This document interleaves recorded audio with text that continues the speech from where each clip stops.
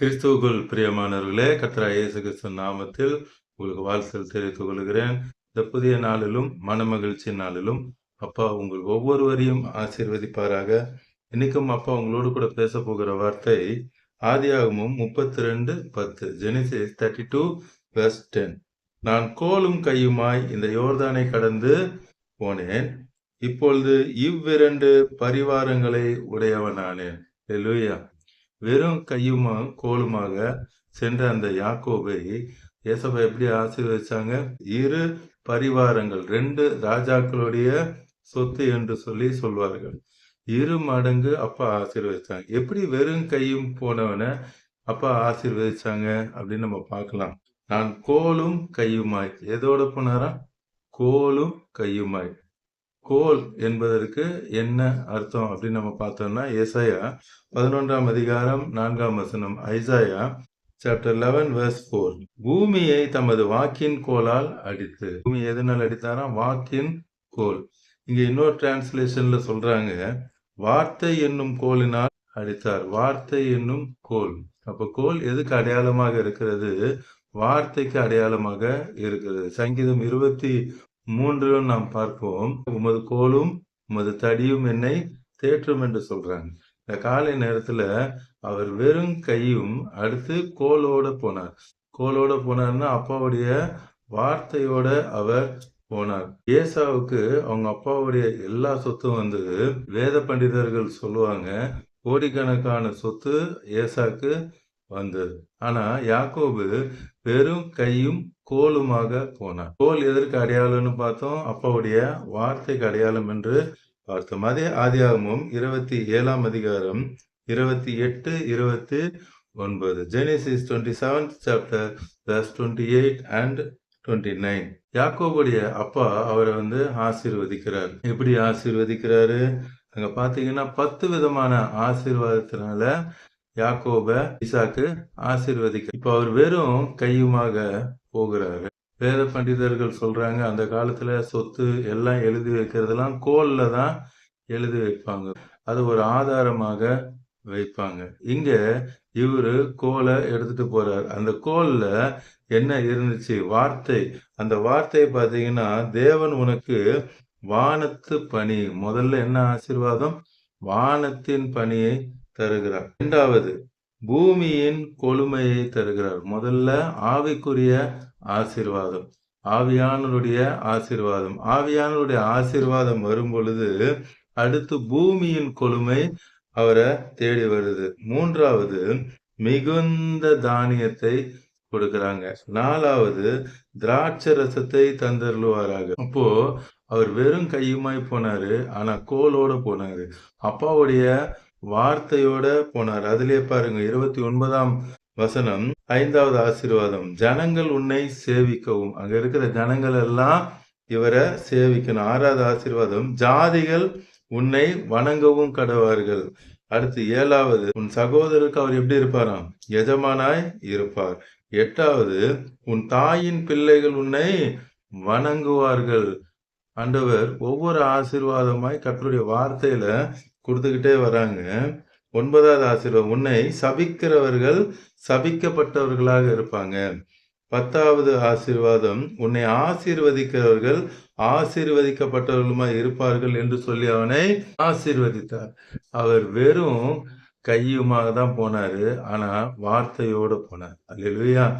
வார்த்தையோட போனாரு. இன்னைக்கு அப்பா நம்மளுக்கு வேத புத்தகம் மூலமா அநேக வாக்கு தத்தங்களை கொடுத்திருக்கிறாங்க.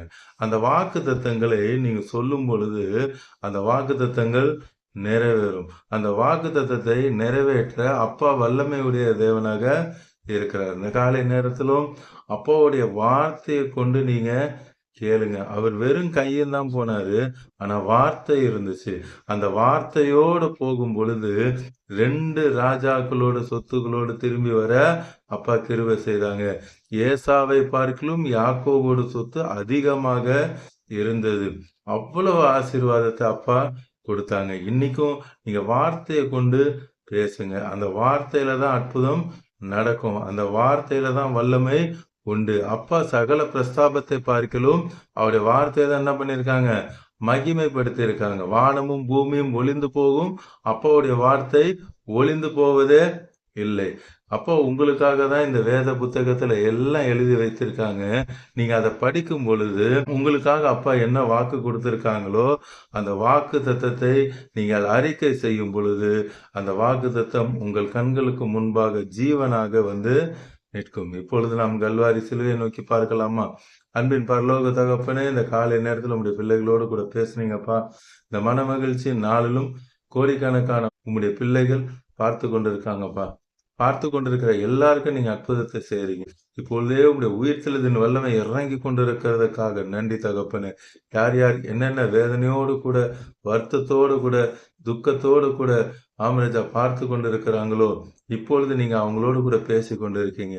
பொருளாதார நெருக்கடியில நான் எப்படி வெளியே வருவேன் என்று சொல்லி தெரியாமல் திகைத்து கொண்டு பார்த்து கொண்டிருக்காங்கப்பா. கோல்டு ஜுவல்ஸ் எல்லாவற்றையும் நான் அடமானத்தில் வைத்து விட்டேன், எப்படி அதை மீட்க போகிறேன் என்று தெரியவில்லை என்று சொல்லி வேதனையோடு கூட பார்த்து கொண்டிருக்காங்க. சிலர் கடன் பட்டு போய் அதை எப்படி அடைப்பது என்று தெரியாம பார்த்து கொண்டிருக்காங்கப்பா. இந்த கிரெடிட் கார்டை எப்படி அடைப்பேன் என்று சொல்லி அமிர்த தேங்கி கொண்டிருக்காங்க. இந்த காலை நேரத்துல நீங்க சொல்றீங்க, நீ அநேக ஜாதிகளுக்கு கடன் கொடுப்பாய், நீயும் கடன் வாங்காதிருப்பாய். Thank you for the word lord. தேவன் தம்முடைய ஐஸ்வர்யத்தின்படி உங்கள் குறைவுகள் எல்லாவற்றையும் கிறிஸ்து இயேசுக்குள் மகிமையில் நிறைவாக்குவார் என்ற வார்த்தையின்படி இப்பொழுது அவர் நிறைவாக்குகிறார். பொருளாதாரத்துல ஒரு விடுதலை தருகிறார். Thank you Jesus. வேலையில் இருக்கிற அந்த பிரச்சனைகள் எல்லாவற்றையும் அப்பா இப்ப மாற்றி போட்டு கொண்டிருக்காங்க. Thank you Lord. இப்பொழுதே நீர் அற்புதத்தை செய்கிறீர். திருமணமாகாத பிள்ளைகளை இப்பொழுதே நீர் ஆசீர்வதிக்கிறீர்.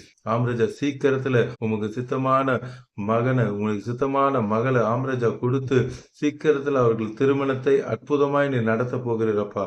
காணா ஒரு திருமணத்தை போல் அற்புதமாய் நீர் நடத்த போகிறதுக்காக ஸ்தோத்திரம். அதே போல திருமணமாய் குழந்தை இல்லாமல் பார்த்து கொண்டிருக்கிற பிள்ளைகளுக்கு நீர் ஆண்டவரே குழந்தை பாக்கியத்தை கொடுத்து ஆசீர்வதிக்கிறேன். யார் யாரெல்லாம் நீரோடு கூட பார்த்து கொண்டிருக்கிறார்களோ அவர்கள் கண்ணீரை நீர் துடைக்கிறதுக்காக ஸ்தோத்திரம். குடும்பத்தில் ஒரு சமாதானத்தை கொடுக்கறதுக்காக நன்றி. Thank you Lord. இப்பொழுதே உங்களுடைய கரம் பார்த்து கொண்டிருக்கிற கோடிக்கணக்கான மக்களை தொடுகிறதுக்காக நன்றி. Thank you Jesus. யாரெல்லாம் எனக்கு ஒரு விடுதலை வேண்டும் என்று சொல்லி பார்த்து கொண்டிருக்கிறாங்களோ இப்பொழுது ஒரு விடுதலை நீர் கொடுத்து கொண்டிருக்கிறேன்.